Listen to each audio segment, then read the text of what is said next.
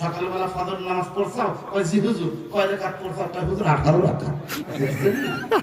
ফজরের নামাজগুলো 18 রাকাত পড়ছে, তো মুসলমান না। সেই জন্য তো আমি দুঃখ করে কই, মুসলমানের চরিত্র ফুলের মতো পবিত্র, নামাজ পড়ে না এক ওয়াক্ত, গাঁজা ছাড়ে না 5 ওয়াক্ত। আসলে মুসলমান বাপ মা বাপ দিয়ে পীরের দরবারে যায়, পীরের সরাসরি বাংলাদেশে যে ব্যবসা বাংলাদেশে চলে অন্য কোনো দেশে চলে না। কথা কয় না? মুসলমান ভাইদেরকে ভালো করে কথাগুলো খেয়াল করতে হবে।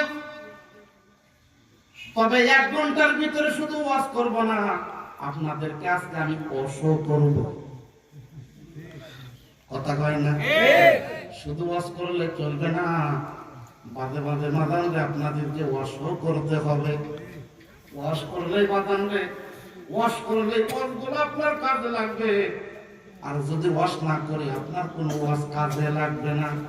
ও মুসলমান ভাইরা, এই আল্লাহর নবীর সর্বসাকুল্যে 11টা বিবি ছিল। সুবহানাল্লাহ, সুবহানাল্লাহ। 11টা বিবি ছিল। ওই টাইমে নবীজির 9টা বিবি ছিল। আল্লাহর নবী তো শুধু নবী ছিল না, নবী আমার মাঝে মাঝে স্বামী হইতে, বিবিদের সাথে গল্প করতে গিয়া নবী আমার হঠাৎ করে বিবিদের সাথে গল্প শুরু করে দিছে। মায়েশা ডাকতে বললেন, ইয়া রাসূলুল্লাহ, ইয়া হাবিবাল্লাহ, সত্য করে বলেন আপনি আমার বেশি ভালোবাসেন না অন্য বিবিদের বেশি ভালোবাসেন? সুবহানাল্লাহ, সুবহানাল্লাহ। নবী আমার ডাক দেখায়, আয়েশা রে, এতগুলা বিবির সম্মুখে তুমি কেন আমার এই প্রশ্ন করলা? বলে, এতগুলা বিবির সম্মুখে আমি এই জন্যই করলাম, কারণ এতগুলা বিবির সম্মুখে আপনি আমার প্রশ্নের উত্তর দিয়ে দিবেন। ইতিমধ্যে আমার ডাকতে বললেন, আয়েশা রে, এই প্রশ্নের উত্তর আমি এখন দেব না, গভীর রাত্রে দেব। সুবহানাল্লাহ। আল্লাহর নবী যখন বলছে গভীর রাত্রে দেব, মায়েশা ডাকতে বললেন, নবী গো, গভীর রাত্রের অপেক্ষায় রইলাম। আল্লাহু আকবার। রাত যখন গভীর হইলেন, মায়েশা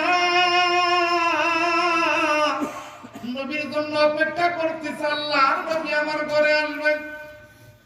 রাত যখন গভীর হয়েছে, নবী আমার মায়েশার ঘরের দরজার কাছে ঠিকই যায় সালাম দিয়ে ডাকতে বললেন, আয়েশা দরজা খুলে দাও। মায়েশা যখন দরজা খুলে দিলেন, নবী ভিতরে না যাইয়া পকেট থেকে 2টা খেজুর দিলেন। সুবহানাল্লাহ, সুবহানাল্লাহ।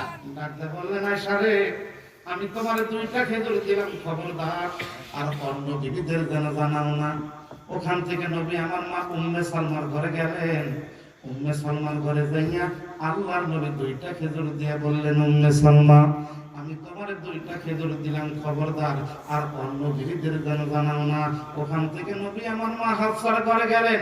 মা হাফসার ঘরে যাইয়া আল্লাহর নবী 2টা খেজুর দিয়ে বললেন, হাফসা, আমি তোমারে 2টা খেজুর দিলাম, খবরদার আর অন্য বিবিদের যেন জানাও না। ওখান থেকে নবী আমার মা সাউদার ঘরে গেলেন। এইভাবে আল্লাহর নবী 9টা বিবির ঘরে যাইয়া 18টা খেজুর দিয়া সকালবেলা নবী আমার আবার স্বামী হয়েছে। সুবহানাল্লাহ, সুবহানাল্লাহ। বিবিরা নবীদের গল্প শুনতেছে, হঠাৎ করে মায়েশা ডাকতে বললেন, স্বামী গো, আপনি না গতকালকে বলতে চাইলেন আপনি আমার বেশি ভালোবাসেন না অন্য বিবিদের বেশি ভালোবাসেন? নবী আপনি তো আমার বললেন না। আল্লাহর নবী ডাকতে বললেন, আয়েশা রে, গত রাত্রে যারে আমি চুপে চুপে 2টা খেজুর দিছি, আমি নবী তারে বেশি ভালোবাসি। সুবহানাল্লাহ। মায়েশা কয়, নবী আমার খেজুর দিছে, আমার বেশি ভালোবাসে। সুবহানাল্লাহ, সুবহানাল্লাহ। সালমা মনে মনে চিন্তা করে না, নবী আমার খেজুর দিছে, আমার বেশি ভালোবাসে। মা হাফসা মনে মনে চিন্তা করে না, নবী আমার খেজুর দিছে, আমার বেশি ভালোবাসে। মা সাউদা মনে মনে চিন্তা করে না, নবী আমার খেজুর দিছে, আমার বেশি ভালোবাসে। তাই নবী শুধু নবী হিসাবে একের ছিল না, স্বামী হিসাবে একের ছিলেন। কঠিন হাসরের দিনে আখেরি নবীজি বিনে পাপী উম্মতকে করিবেন পার। যত আল্লাহর নবী রবে নফসি নফসি বলবে সবে কাঁদবে সবাই ওহয়ালাকার আহারে দারুণ সেই নিদান মাই চিনবে না গর্বের সন্তান স্বামী না চিনিবে পরিবার